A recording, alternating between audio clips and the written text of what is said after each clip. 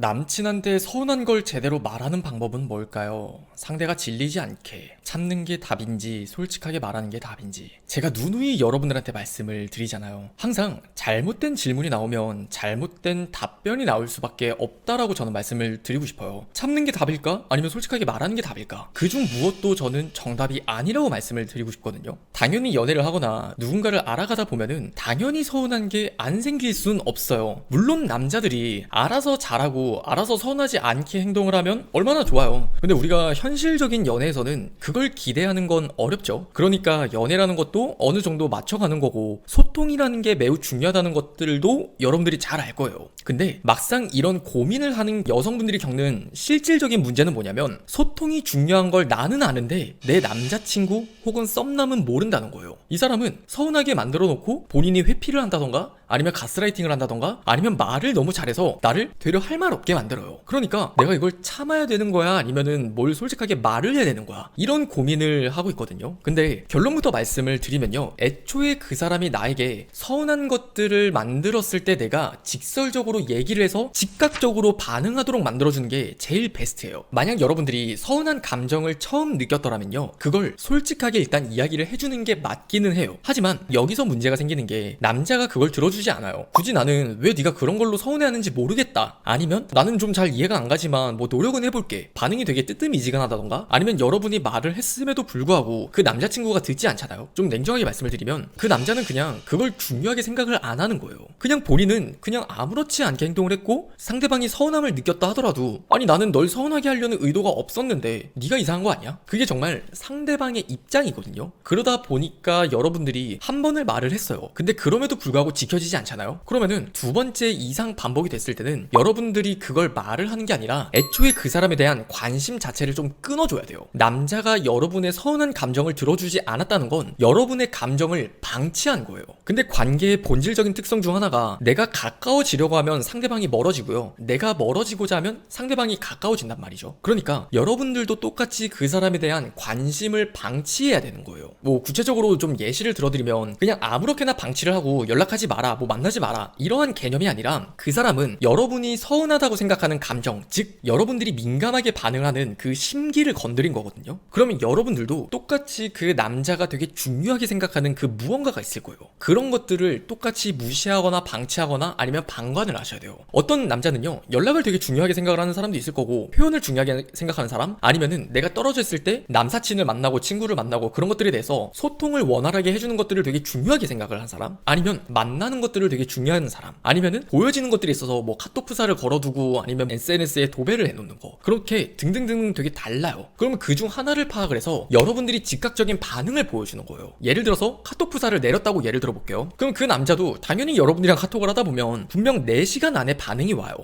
너 근데 카톡 프사 왜 내렸어? 그러면은 그냥 점점점점 내리고 싶어서 물음표. 어차피 여러분들이 이렇게 행동을 할 거면 그냥 쥐죽은 듯 뭐 눈치 보면서 이야기를 하는 게 아니라 그냥 차라리 당당하셨으면 좋겠어요. 그러면은 상대방이 물어보기도 할 거고 아니면 화를 내기도 할 거고 짜증을 내기도 할 거예요. 그러면 차라리 싸우는 게 더 낫다는 걸 기억하셨으면 좋겠어요. 그리고 여러분들이 그 안에서 뭐 이런 걱정을 할 수도 있을 것 같아요. 내가 이런 서운한 걸 말하면 내가 너무 좀 쫌팽이 같아 보이진 않을까? 내가 너무 속 좁아 보이진 않을까? 아니면 내가 너무 찌질해 보이진 않을까? 그런데 남자 입장에서 좀 정확하게 말씀을 드릴게요. 이거는 사람의 심리라고 생각을 하시면 좋을 것 같은데, 사람은 어떤 누군가를 판단을 하거나 아니면 감정, 필링을 느낄 때 그 사람의 말의 언어를 통해서 얘 되게 찌질하다, 그런 걸 느끼지 않아요. 핵심은 뭐냐면 여러분들의 태도예요. 자, 이걸 비유하기 쉽게 예를 들어서 이렇게 이야기를 해볼게요. 어떤 누군가가 여러분들한테 영업을 해요. 그 상품은 누가 봐도 좋은 거예요. 근데 여러분들은 그걸 모르는 거죠.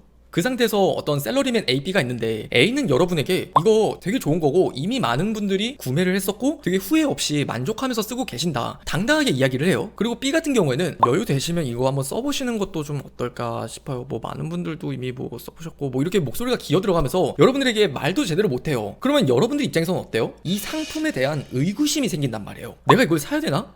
뭔가 사면 후회할 것 같은데. 그런 감정 전이를 느끼게 돼요. 똑같아요. 그러니까 아무리 사소한 부분이라 하더라도 여러분들이 당당하게 그것들을 말을 하면 절대 상대방은 그렇게 생각하지 않는다는 거예요. 그리고 만약 여러분들이 아직 남자친구가 없어요. 그리고 이런 서운할 만한 일을 만드는 것들이 내기가 적어도 아니야. 그럼 여러분들에게 좀 더 현실적인 도움이 될 것 같은 게 미리 이미지 메이킹이라는 것들을 좀 더 사전에 만들어 두면 되게 좋아요. 어떤 때냐면 연애를 시작하기 전에 그 사람이 나에게 푹 빠졌을 때, 즉 썸을 타는 골든타임이라고 기억을 하셨으면 좋겠어요. 혹은 그 때를 놓쳤다면 적어도 우리가 연애를 시작하고 나서 2주 정도가 넘어가지 않을 타이밍, 그때가 저는 골든타임이라고 생각을 해요. 그때 여러분들은 어떤 이미지를 메이킹 해야 되고 그 남자에게 어떤 말들을 심어줘야 되냐면, 근데 나는 서운한 게 당연히 연애를 하다 보면 생길 수 있다. 근데 서운한 부분들을 내 남자친구가 무시한다라는 느낌이 들면 나는 그 사람에게 마음이 멀어지는 경험을 한 적이 있다. 그런 것들을 그 사람의 컴퓨터에 인풋을 해놓는 거예요. 그럼 남자 입장에서는 당연히 생각을 할 수밖에 없어요. 이 남자들의 머릿속을 조금 헤집어 보면은 여러분들을 사귀기 전에 혹은 여러분을 꼬시려고 안달이 나 있을 때는 어떻게 해서든 여러분의 마음을 얻으려고 애를 쓴단 말이에요. 이때가 남자의 어떤 감정이라는 게 굉장히 클 때예요. 그럼 이때는 여러분들이 요구사항이나 원하는 거나 아니면 여러분들이 조금 예민하게 굴어도 남자들이 대부분 다 맞춰주는 시기란 말이에요. 남자들은요, 초장에 여러분들이 주도권을 확 휘어잡아야 돼요. 여러분들이 그 남자에게 뭔가 서운할 거 같은 게 있어. 당연히 있을 수 있어요. 그러니까 나는 연인들이 싸우지 않을 순 없다고 생각을 한다. 근데 내가 서운한 것들을 얘기했을 때 내 남자친구가 감정을 무시한다는 생각이 들면 난 그 사람에 대한 감정을 정리하는 편이다. 그런 것들을 초반에 말을 해줘야 된다라는 거예요. 그리고 지금 시청자분 중에 초반에 코딩을 잘하는 팁 같은 게 있을까요? 라고 말씀해주신 분이 있는데, 한 가지 팁을 더 드릴게요. 만약 여러분이 금사빠잖아요. 그러면은 최대한 여러분이 금사빠라는 티는 내지 않는 게 좋아요. 즉 여러분들이 어떤 남자든 안 달랠 만한 그 무언가를 가지고 있지 않는 이상 당연히 여러분들을 어떤 보편적인 여자들과 다를 거 없이 생각을 해요. 근데 그 상황에서 여러분의 가치를 떨어뜨리지 않는 게 매우 중요해요. 이때는 여러분들이 가지고 있는 기본적인 스탠스나 프레임 자체가 굉장히 가치가 높아야 된단 말이에요. 근데 내가 하는 말과 행동들이 나의 가치를 뚝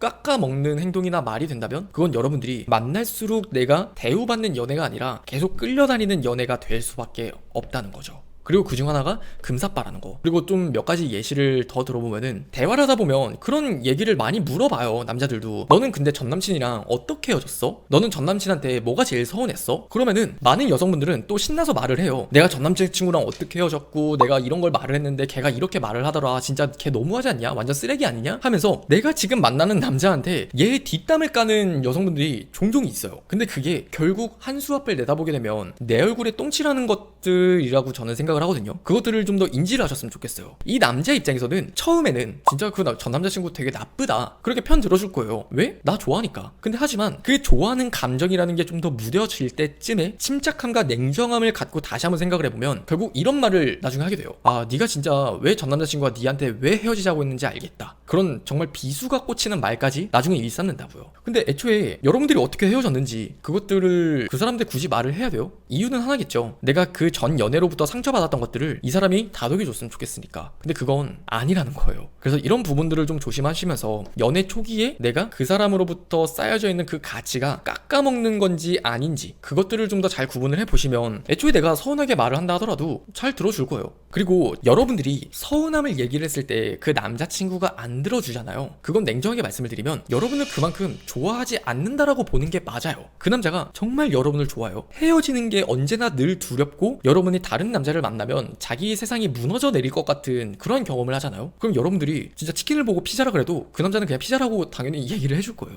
여러분들이 나 왜 신발끈 안 묶어줘? 나 신발끈 안 묶어주니까 서운해. 이렇게 말을 해도 남자가 여러분을 그만큼 좋아한다면 그런 것들을 들어주는 게 팩트라고요. 그럼 여기서 우리가 냉정하게 생각을 해봐야 될 건 그런 것들을 내가 들어주지 않는다고 해서 짜증내고 투정을 부릴 게 아니라 내가 그 남자에게서 어떤 부분에서 그렇게 매력을 못 끌었지? 이 남자는 왜 그렇게 나한테 안 빠졌지? 그런 것들을 조금은 생각을 해볼 필요가 있다는 거죠.